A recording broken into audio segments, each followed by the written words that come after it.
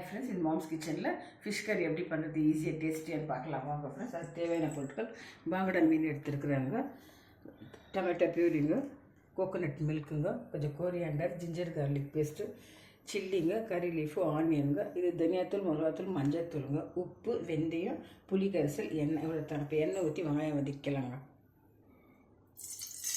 இப்போ மசாலா போட்டு கொஞ்சம் ஃப்ரை பண்ணிக்கலாங்க. வதங்கிடுச்சுங்க. டொமேட்டோ பியூரி போட்டுக்கலாங்க.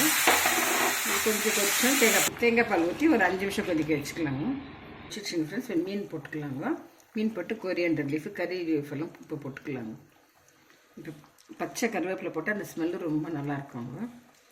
கொஞ்சம் கோரியாண்டர் லீஃப் போட்டு ஒரு 5 நிமிஷம் பக்கத்தில் உளுந்து வெந்தயம் வறுத்துக்கலாங்க. வச்சுருச்சுங்க. பக்கத்தில் வெந்தயம் வறுத்து போட்டுக்கோங்க.